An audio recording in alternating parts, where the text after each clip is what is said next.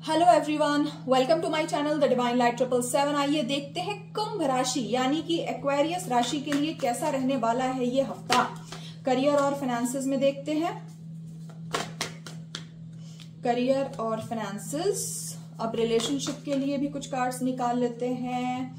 Relationship के लिए okay, और इन जनरल आपके लिए क्या गाइडेंस आ रही है डिवाइन की तरफ से, इसके लिए भी कार्ड्स निकाल लेते हैं।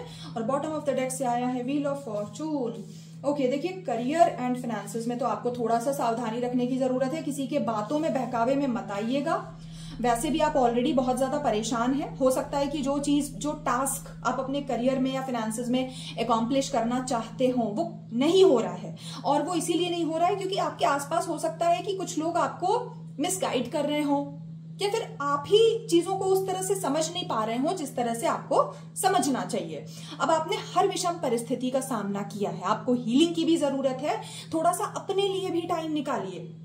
और पैसे को लेके थोड़ा सा क्राइसिस में दिख रहे हैं आप, तो इसके लिए मैं यही सलाह दूंगी कि आपको ना अभी थोड़ा सा सरेंडर कर देना चाहिए। और देखिए कि कहीं ऐसा तो नहीं कि आपके खुद के व्यवहार में कोई ऐसी चीज हो जो आपके अगेंस्ट जा रही हो। जैसे फॉर एग्जांपल अगर हमें कहीं इन्वेस्ट करना है तो उसको लेके डिसीजन लीजिए, जो सही आपको रास्ता दिख रहा है वहां पे इन्वेस्ट करिए। हो सकता है आप डर रहे हो इन्वेस्ट करने से, आपको ये लग रहा हो कि अनसर्टेनिटी की वजह से आपको ये लग रहा हो कि कहीं ऐसा ना हो कि मैं यहाँ पे इन्वेस्ट करूं या ये नौकरी शुरू करूं या फिर ये बिजनेस शुरू करूं तो इसमें मेरे अगेंस्ट चला जाए। ऐसा नहीं है, थोड़ा रिस्क तो लेना पड़ेगा लाइफ में आगे बढ़ने के लिए। आपके रिलेशनशिप में अच्छा जाने वाला है ये हफ्ता। परिवार के साथ बहुत अच्छा टाइम स्पेंड करेंगे। आपके पर्सन के साथ आपका रियूनियन हो सकता है।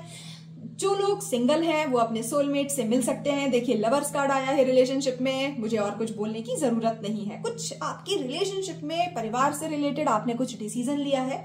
हो सकता है बाहर कहीं जाएं, बाहर जाके हो सकता है कि बाहर किसी दूसरे सिटी में आप शादी करने जा रहे हो, या फिर हो सकता है अपने लवर से मिलने जा रहे हो, या फिर हो सकता है परिवार के साथ घूमने जा रहे हो। मतलब ट्रैवल दिख रहा है आपका रिलेशनशिप के एस्पेक्ट में।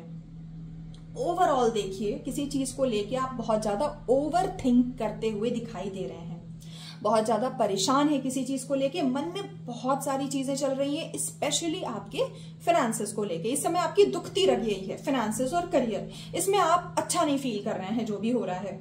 कुछ डिसीजन तो आपने लिया है लेकिन फिर भी you are not sure about it.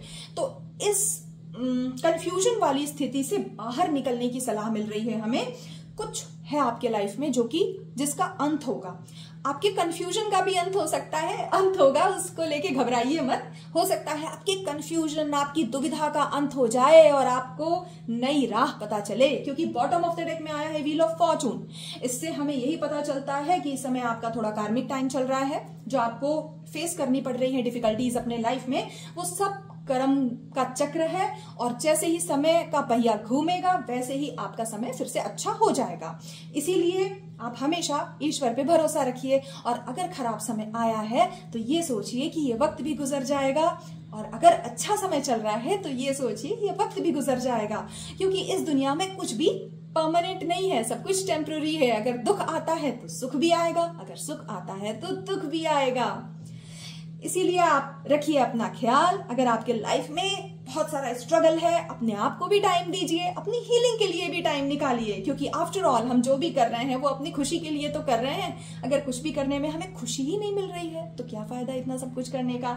इसीलिए आपके लिए यही सलाह है कि आप हीलिंग पे ध्यान दीजिए, अपने ऊपर फोकस करिए, बाकी सारी चीजें अच्छी हो जाएंगी। और जो चीजें आपके लिए सही नहीं है उनको लेट गो करना सीखिए।